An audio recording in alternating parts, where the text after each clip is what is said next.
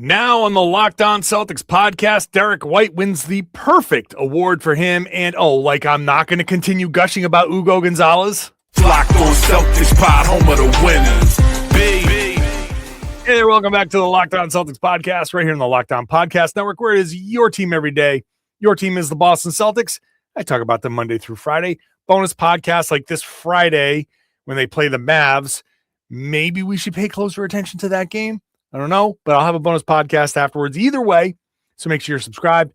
Watch the show on YouTube. Get into that comment section and share your thoughts with me and your fellow Celtics fans, the everydayers who are with me every Monday through Friday. I'm John Karalis. I'm a beat writer. I cover the Celtics for Sports Illustrated's Celtics on SI. I've been covering the team for about 20 years now, doing this podcast for 10. Today's show is brought to you by Game Time. Download the Game Time app, create an account, use the code LOCKEDON, you get $20 off your first purchase. Later on, we'll get into Derrick White, the award, the perfect award.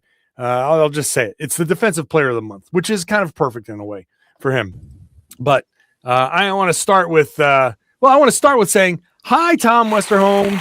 Hello. Applause for you and applause for Hugo Gonzalez. I may be gushing. Yeah. To smidge. Maybe I'm a little over the top. Excuse me. I did want to ask you. I saw a Celtics writer on I believe it was on Blue Sky, saying that he felt that Hugo Gonzalez, one of the comparisons for him was OG Anunoby, and I wanted to know how offended you were at the idea that Hugo Gonzalez could compare a bum like OG Anunoby. What? Yeah. What? Yeah. Only OG Anunoby? That's Are you kidding me? Yeah. He's gonna be OG Anunoby by the playoffs. Are you kidding me? If he turns into OG Anunoby, I'll be fine with it. Yeah. I think he'll be. It's not the same game. It's.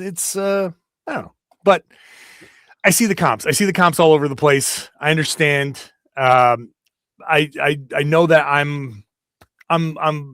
I'd like to say I'm leading the charge. I know that I'm not alone. I know a lot of people love Hugo. It's very easy to love Hugo right now. He's been playing great. But you're not exactly out on a limb being like, oh man, I think Hugo's good. right.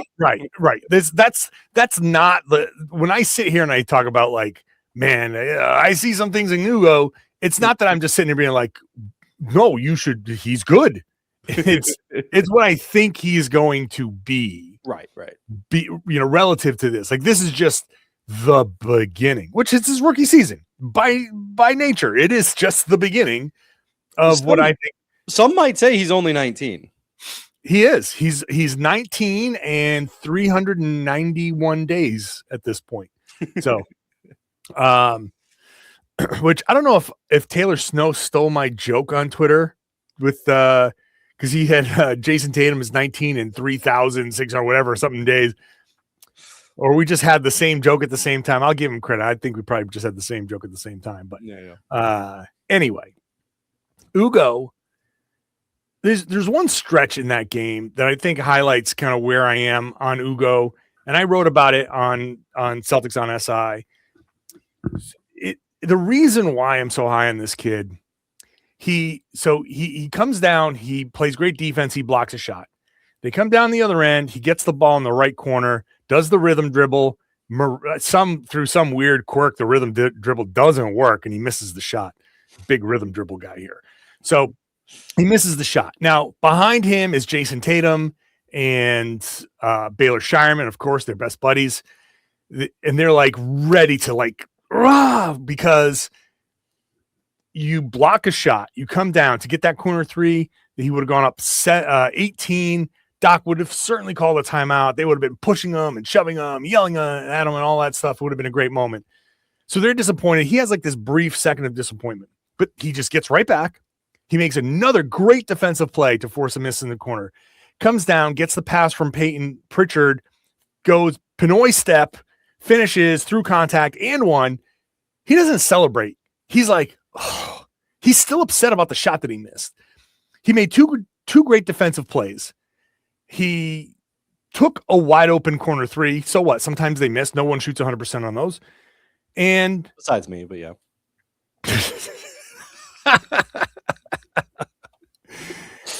Sorry. Duly noted. Thank you. And then he finishes that play, gets the and one, and it's still a momentum play, and he's just like, nah, God, I did this thing wrong. And I'm like, boom. I'm like the Leo DiCaprio meme, like, that's it right there. That thing in his head. Because I've talked about this a million times. Michael Jordan.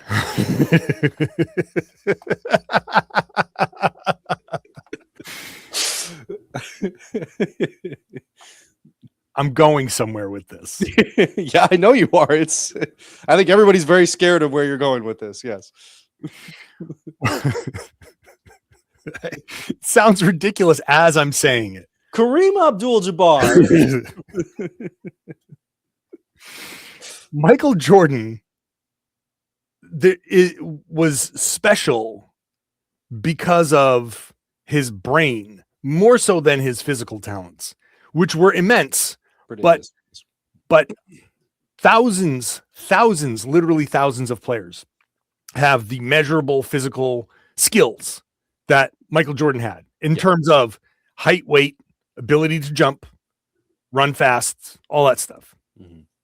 Michael Jordan took everything personally, notoriously his brain was broken in a way that allowed him to fully maximize everything that he had, and he became a basketball god. Now, I make that comparison just to say that, like, you can look across the league and say there's this guy literally has the same measurables as Michael Jordan and will never be Michael Jordan. Hugo is that mentality, that moment. I look at that, I'm like, that's the drive. That's the thing. That's like the mental thing where when he went to bed at night, when he's training in the summer, he's not thinking about that Pinoy step. He's not thinking about that shot that he made. He's thinking like about that miss. That miss is what the mistakes that he made. He's like, oh God, oh, okay. You know, those things are the things that he's like driven by. So I see natural talent. I see just blessed with ability to do the Pinoy step in just in the middle. It's like, oh, this is what this calls for, and to do it. But then I see the mental, and I'm like, that kid has it. He has it. Now I don't know how good he's going to be. Maybe he is OG Anunoby. Maybe he's more, but it's definitely not going to be less, though. We know that. Not less. Definitely not less. Absolutely not. But that's why I'm on this whole thing. And yeah, I do push it over the top. I exaggerate it a little bit for effect, but I believe everything that I'm saying. Yeah. I mean, I think for me, one of the things I love about the way he plays, so when my son this season started playing like on a really much better youth soccer team, and the thing that I wanted him to do was just play extremely hard all the time, because if you go hard all the time, right, you end up reaching and you're going against better players. Eventually, it's going to start to feel easier, and then the game is going to slow down, and all of a sudden, if you're just rocketing around out there all the time and just like go constant, go as hard as you can, and you're playing against better players, eventually you are going to just find that everything is easier and you can do it and you can compete against those better players. And when you're a player like Hugo Gonzalez, you have all this skill, and he is going as hard as he can all the time. He is running and going and going. And right now, there are a lot of players on the floor who are better than him, right? But yes, I just love how he's like, okay, bet I'm going to just, when I'm out there, I am Aaron Neesmith levels of throwing myself after the ball, right? He is just after it all the time. And I think as, that building that habit when you are not the best player on the floor, one, it makes you better quicker. And two, it gives you this I don't know. It gives you this level of toughness and this level of like, I mean, for one thing, it gets you in better shape, right? You're just like, you're racing around all the time. So physically you're in a better situation, but just the level of development that you get when you push yourself to your absolute limit against better players is so striking. And it's such a perfect upwards trend, right? And I think when you're somebody who is as gifted as Hugo is, like as the game slows down, all those gifts are going to start to flourish, and it's going to happen faster because he is pushing himself so hard and because he's flying after the ball all the time. So I think for me, when I like mentally, that's what I love about the way he plays. It's just you know, like a rocket ship. Like he's just you put him on the court, light the little fuse, wait for it to, you know, and then it's just boom, he's gone. He's going. I think that's going to benefit him so much, and it benefits the Celtics now, right? As they're winning games, he is a part of it, even though he's not the most talented player on the floor right now. And as he grows in talent, he's going to still have that baseline of effort, that baseline of like, you know, presumably when he's a little older, he won't be diving on the floor quite so much just for self-preservation purposes, but he still will have built that baseline that he can draw from. And I think that's really important. It reminds me of Magic Johnson. No. You know, honestly, one of my favorite, I saw somebody was talking about Mo Diawara, and they were talking about how he's like, there is no comp for this guy. Like he's one of the first, like, there's no comp players. I think we're getting more of those now, where it's just like, yeah, I don't know, he just hoops and he's good at it. You know, and I think that's what when I look at Hugo Gonzalez, it's like, I don't know, man. He's hooping. He's really good at it. We'll see where he gets to. I don't know that there's an archetype. Like just good basketball. He's just good. He's just really good at basketball. He's also really good at defense. We'll talk about the defense. I will fold some of that other stuff in as we transition into Derrick White, not just defensive player of the month, but what he does for the defense. We'll talk about that when we come back.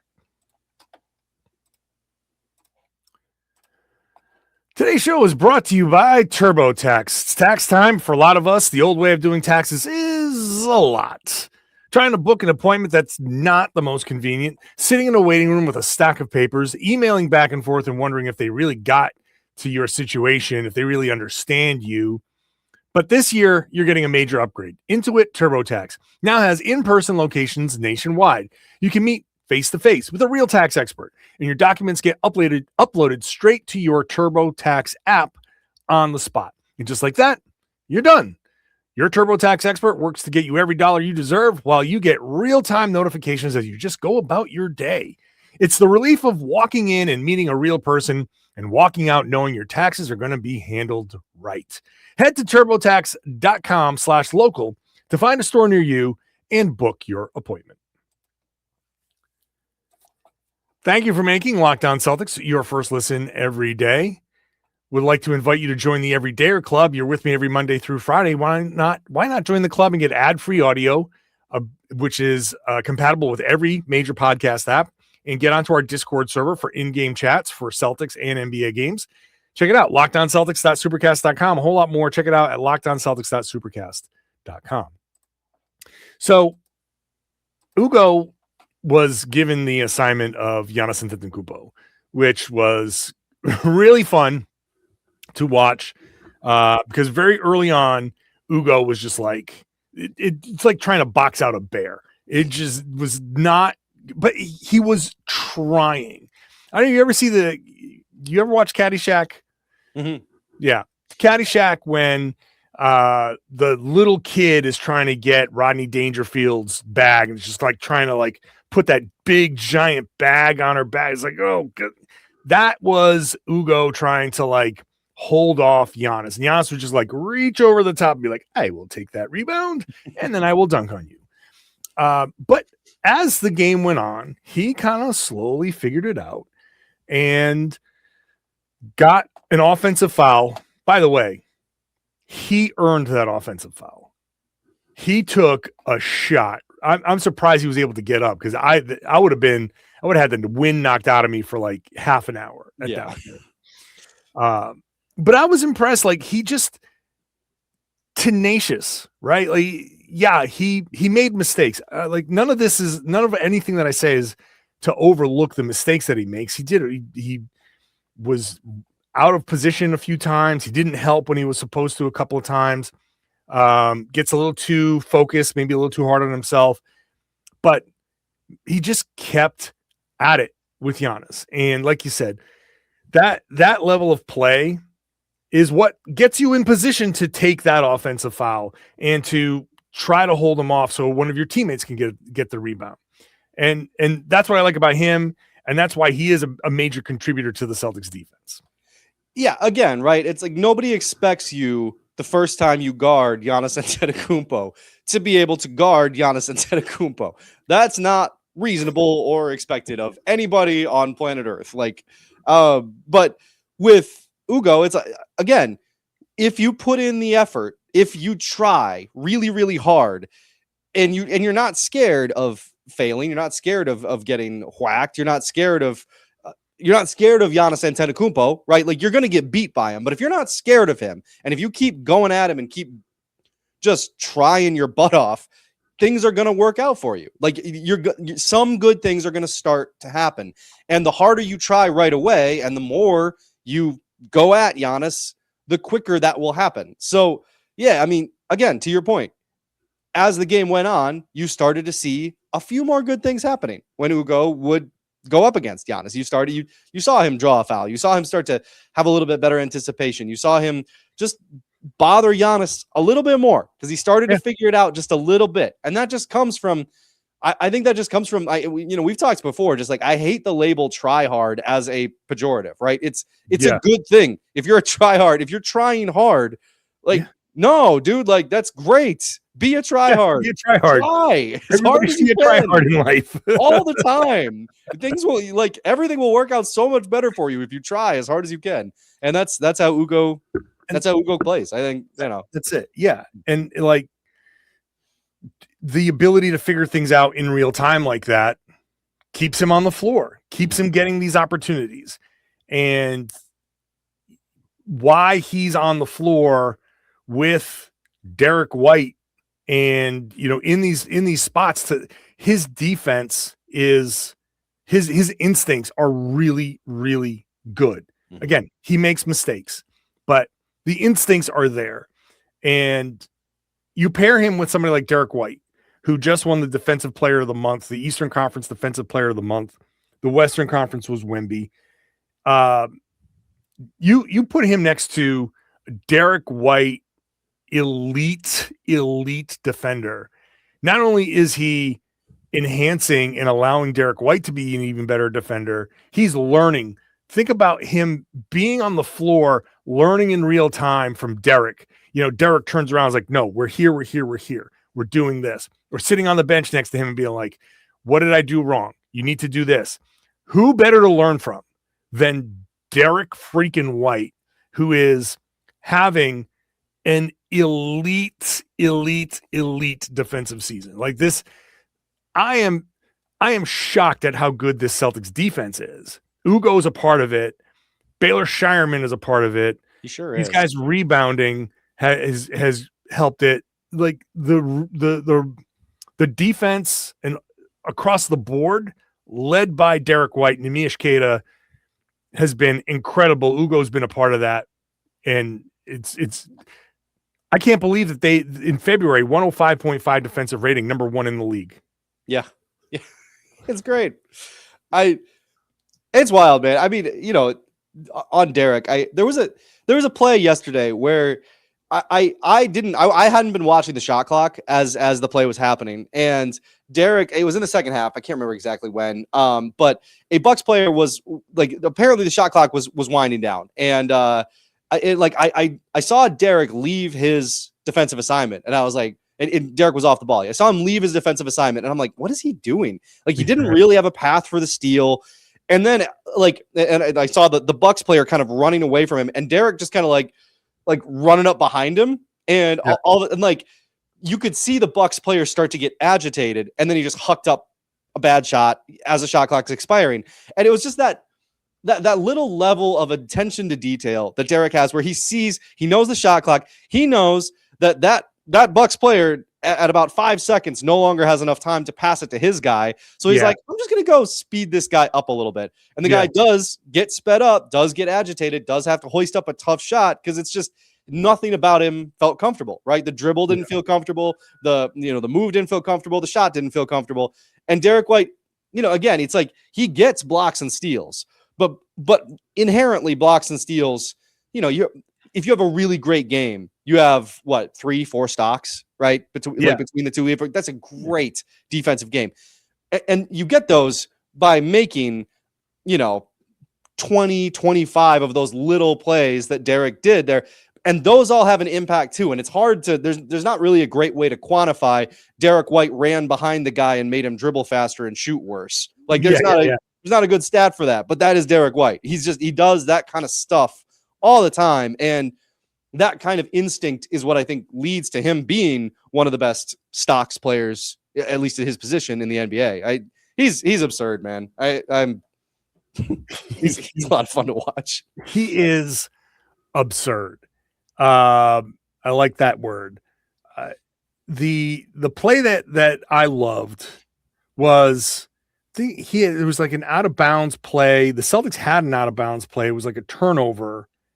And Derrick was inbounding the ball, and then he just kind of like snuck in. Like the Bucks had it, they were turning around, they're on the baseline. He just kind of like snuck in, and just a little steal from behind, and you're like, oh, what the? You just forget.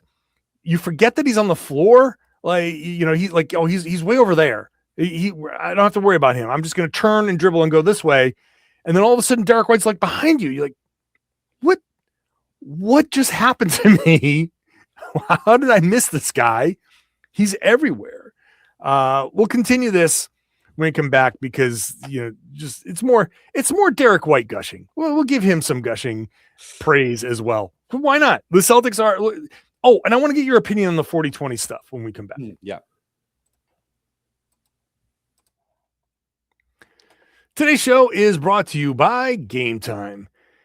You want to be in the arena for these games. You want to be there and watch Derrick White doing what he does, Hugo Gonzalez doing what he does. And you can do that with the Game Time app because it's my go-to app for getting tickets fast without the hassle, puts the advantage back in your hands. So I've used it for a couple of reasons. When I see a price, that's the price that you pay when you check out. So you don't like say, oh, wow, this ticket's $50. And then you go to check out and you're like, why is it $80?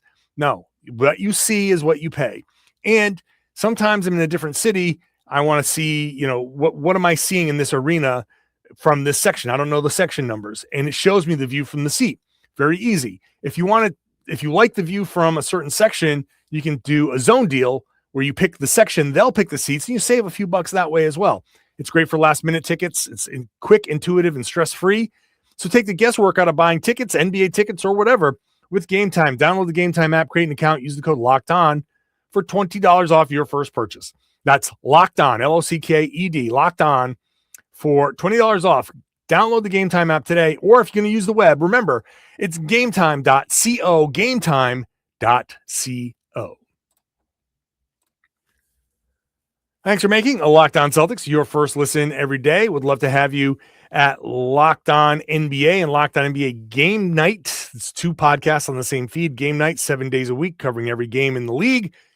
Locked On NBA in the afternoons is covering all the big stories. I host Game Night on Wednesdays with Jake Madison, so check me out there as well. All right, let's get back to this conversation. Before we continue, I had my say about the 40-20 last night, but I want to get your take on it because the theory is the Phil Jackson thing is you got to win your 40 before you lose 20. Okay, the Celtics were 38-20, so they didn't make it. But now they're 41-20. And I want to know what is the freaking difference between being 41-20, having one, whichever one is first, because I understand like why that's the benchmark. And I understand what history says.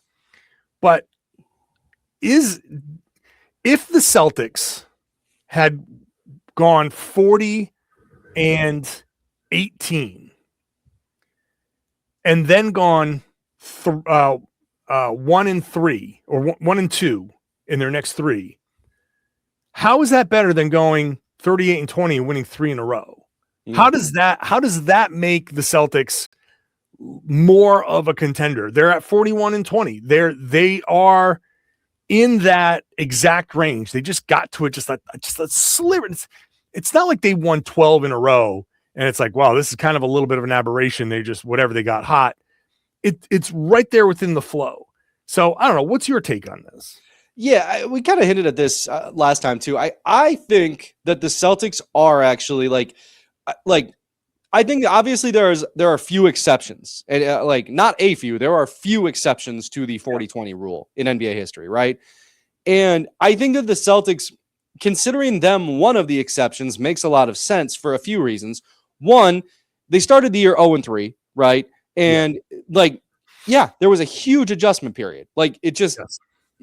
Just a massive adjustment period that had to happen at the beginning that wouldn't happen to most contenders, right? Most contenders aren't going to need that adjustment period. I think the other thing is that the Celtics as a team still have this massive question mark hanging over them in terms of Tatum. When is he going to come back? How do they integrate everything with that? How do all these players who have been playing really well and have genuinely contributed to winning, how do they continue to contribute to winning in whatever role they have when Tatum comes back?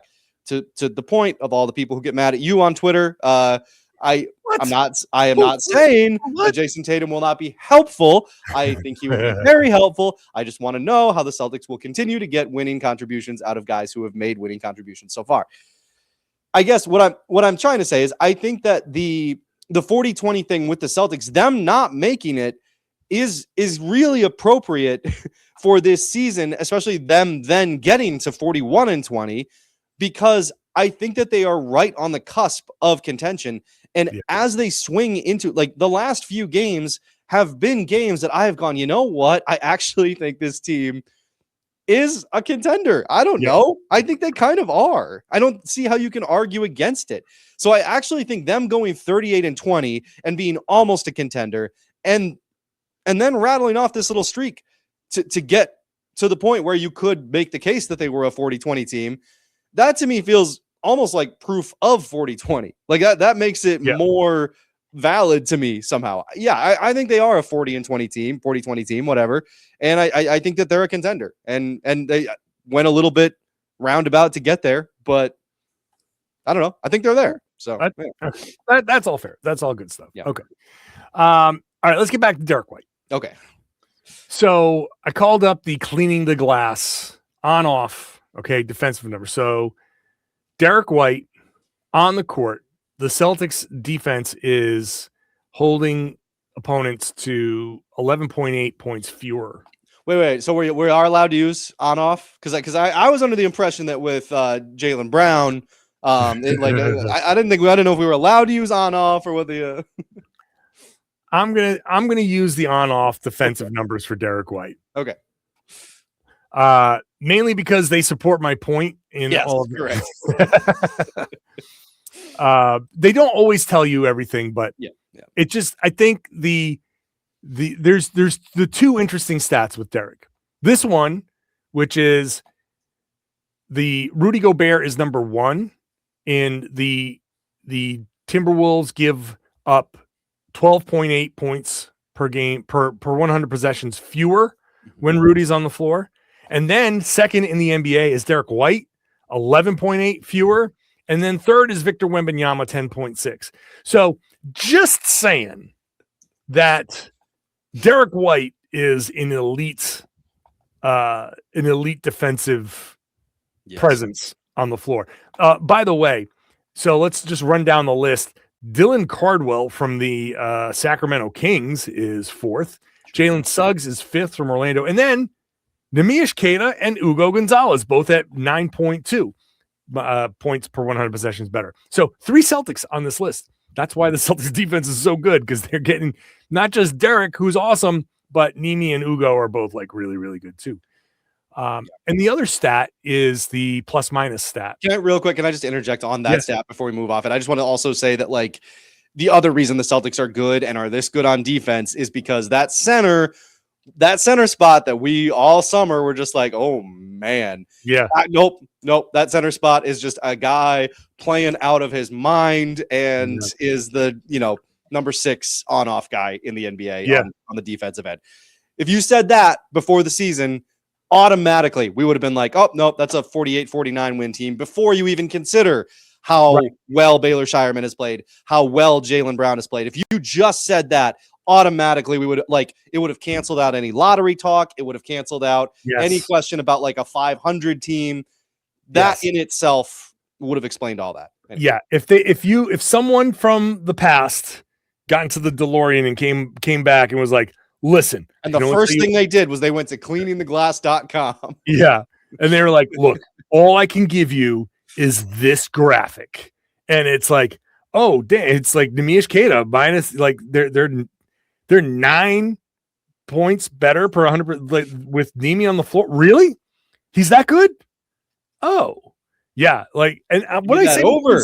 Yeah. Seriously. Yeah. What I say before the season, I was like, this is a 45 win team, maybe. Mm-hmm. And like that right there, the Nemi thing alone, you would have been like, okay, that's got to be good for at least 3-4 games, right? Mm-hmm. Like that. And then you throw in, well, Derrick White's going to be as good as ever. And then you start throwing in. He's going to have better numbers than Wemby and almost be Rudy Gobert. Like, all right. Right. Derrick White's going to have better numbers, better defensive numbers than Victor Wembanyama. Okay. All right. Sure. This was just not unforeseen because the defense was supposed to be bad. The rebounding was supposed to be bad. And the defense is good. This month it was the best. Yeah. And that's, I don't know. And just to kind of tie off the 40-20 point, that to me is the reason why, like, the net rating is one of the biggest reasons that they are contenders. And the net rating, as it continues to skyrocket because of their defense. Like, yeah, man. I mean, these are contender numbers. This is the defense is so good that you have to have them at least in the conversation. You know what? Sorry. Yeah. It's March. Yeah. It's March. Like, the surprise, we got to be done with the surprises. Yep. Right? Whatever you thought, like if somebody shows up to work and you're like, well, this person is not going to get the job done. And then 5 months later, you're like, wow, I'm still surprised. Like, no, stop being surprised. Yeah. This is just who you are. This is who they are. They've proven it by this point. Mm-hmm. This is not an aberration. This is who the Celtics are. If you cannot accept it, it feels like they're so good that it's like, wow, I can't believe they're this good. But they are good. They are the second seed. They are 41-20. All of these numbers have been compiled. There's 21 games left. This is it, man. This is how good they are. This is how good these players are.